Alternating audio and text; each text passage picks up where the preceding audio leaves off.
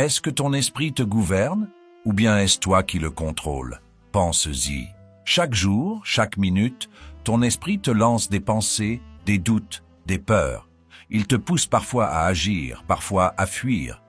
Mais as-tu déjà pris le temps de te demander qui est vraiment aux commandes?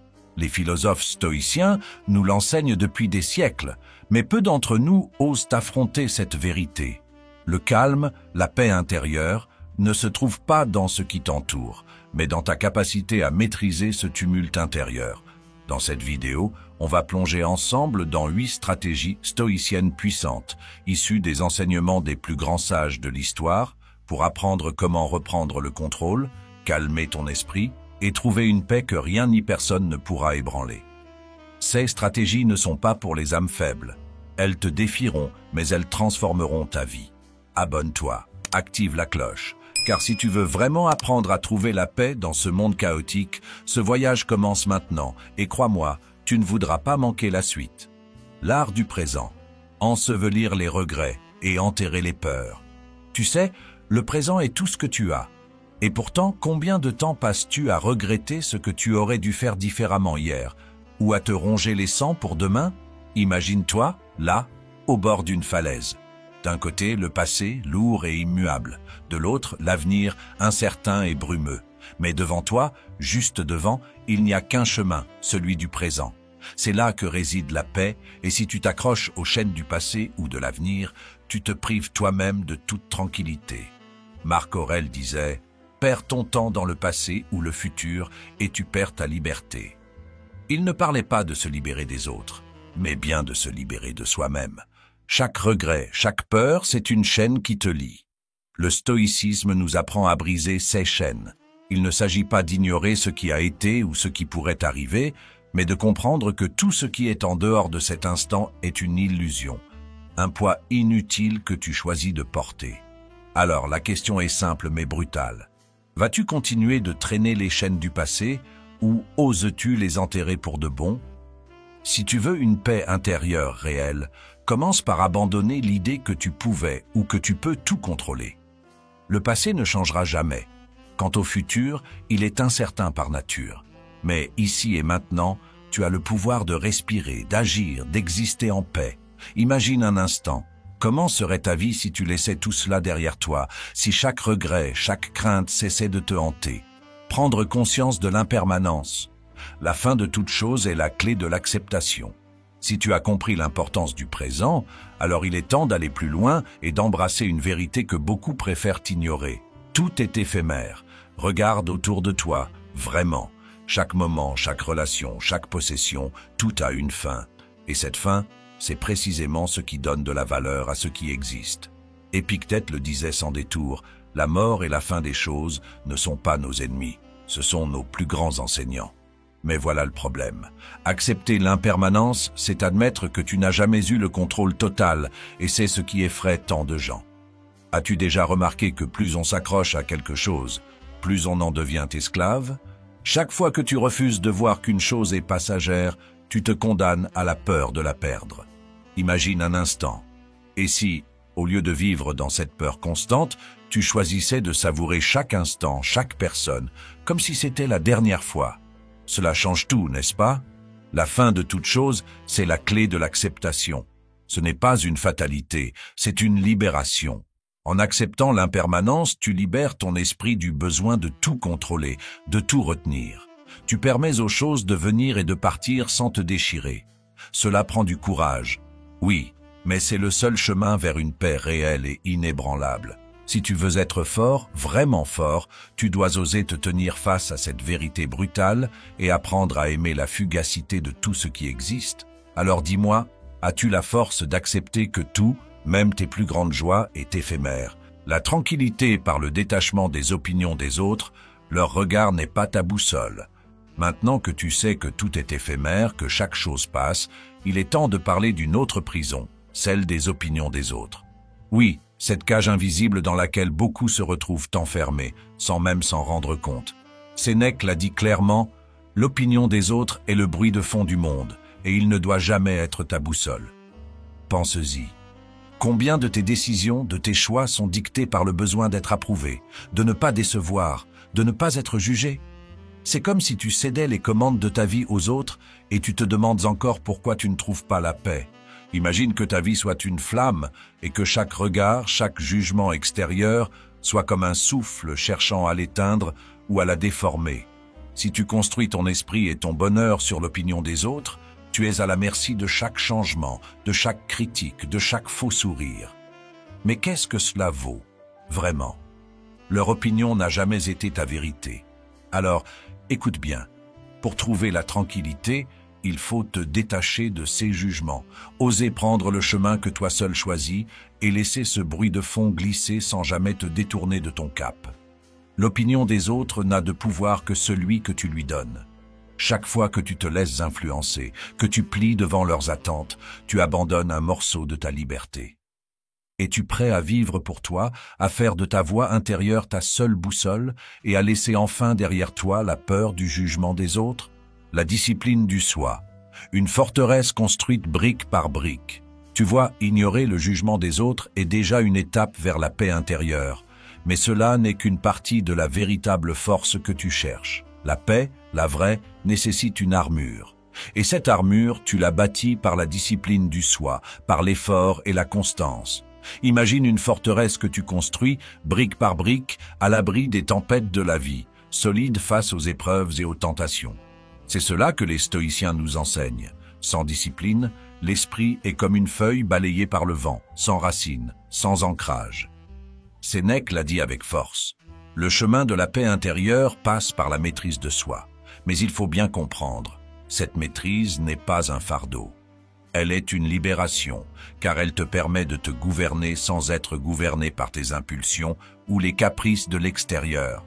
Chaque matin où tu choisis de te lever tôt, chaque instant où tu fais un effort pour te contrôler, tu ajoutes une brique à cette forteresse. Ce n'est pas un acte spectaculaire, mais une série d'actes constants, une rigueur quotidienne qui façonne ton esprit et le rend inébranlable.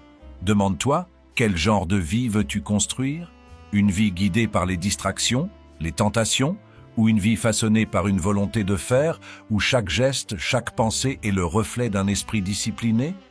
Es-tu prêt à construire ta forteresse intérieure, brique par brique, sans compromis, jusqu'à ce que rien ni personne ne puisse ébranler ta paix? L'acceptation de l'incontrôlable, quand l'esprit devient un lac paisible. Maintenant que tu as commencé à construire cette forteresse intérieure, que tu as appris à te détacher des opinions et à cultiver la discipline, il est temps d'aborder une réalité fondamentale mais souvent douloureuse. Il y a des choses dans cette vie que tu ne pourras jamais contrôler. Oui, tu as beau bâtir la plus solide des forteresses, il y aura toujours des tempêtes que tu ne pourras éviter, des événements que tu ne pourras anticiper. Et c'est là que les stoïciens nous offrent une clé puissante, un enseignement essentiel. Accepte l'incontrôlable. Épictète le disait sans détour. Il y a des choses qui dépendent de nous et d'autres qui n'en dépendent pas. Imagine ton esprit comme un lac. Plus tu t'accroches, plus tu luttes contre ce qui échappe à ton contrôle, plus tu crées des vagues d'angoisse, de frustration. Mais à chaque fois que tu lâches prise, que tu acceptes l'incontrôlable, l'eau devient calme, paisible. C'est cette tranquillité que tu cherches, ce silence intérieur où rien ne peut troubler ta paix. Laisse-moi te poser une question. Jusqu'à quand vas-tu te battre contre l'inévitable? Jusqu'à quand vas-tu gaspiller ton énergie à vouloir maîtriser l'immuable? En réalité, l'acceptation de ce qui est hors de ta portée ne fait pas de toi une victime. Elle te libère. C'est un acte de courage, de sagesse, et c'est le seul moyen de trouver cette sérénité profonde, cet état d'esprit où chaque chose, chaque événement n'a plus le pouvoir de t'ébranler. As-tu le courage de devenir ce lac paisible, de lâcher prise sur l'incontrôlable et de laisser la paix t'envahir, quoi qu'il arrive autour de toi? La puissance de la gratitude. Voir la richesse au-delà des apparences. Alors que tu commences à accepter ce qui échappe à ton contrôle, il y a une autre vérité stoïcienne qui te mène vers une paix intérieure encore plus profonde. La puissance de la gratitude. Les stoïciens avaient compris que la paix ne vient pas seulement de l'acceptation, mais aussi de la capacité à voir la richesse dans ce que l'on possède déjà, dans les choses les plus simples et les plus discrètes de la vie. Marc Aurèle, un empereur qui avait tout, pratiquait chaque jour la gratitude. Il disait que même le plus humble des biens, Même le moment le plus ordinaire a une valeur inestimable. Pourtant, combien d'entre nous vivent en quête constante de ce qu'ils n'ont pas, aveugles à ce qu'ils possèdent déjà? La paix ne se trouve pas dans l'accumulation, mais dans la reconnaissance. En prenant conscience de ce qui t'entoure, en appréciant ce que tu as aujourd'hui, tu cesses de courir après des illusions et ton esprit devient comme une source d'abondance. Imagine un instant. Et si tout ce que tu cherchais désespérément pour être heureux était déjà en toi, tout autour de toi? Chaque souffle, chaque instant passé avec ceux que tu aimes, chaque lever de soleil. C'est ça, la vraie richesse, celle qui nourrit l'esprit et chasse l'angoisse. La gratitude, ce n'est pas un simple exercice, c'est une transformation. C'est l'art de voir au-delà des apparences, de percevoir ce que tu possèdes déjà comme un trésor. Et c'est précisément ce qui te libère de cette éternelle soif d'avoir plus, d'être plus. Prends ce moment pour réfléchir. As-tu déjà pris le temps de voir la richesse au-delà des apparences, de vivre pleinement dans la gratitude? La mort comme guide, rappelle-toi que le temps est compté. Si tu as appris à voir la richesse dans chaque instant, alors il est temps d'aller encore plus loin. Pour les stoïciens, l'un des plus puissants outils de transformation était la conscience de la mort. Oui, cela peut choquer, mais la mort, loin d'être une menace, est un guide. Marc Aurèle, empereur et philosophe, méditait chaque jour sur sa propre mortalité pour se rappeler une vérité que beaucoup préfèrent fuir. Le temps est compté.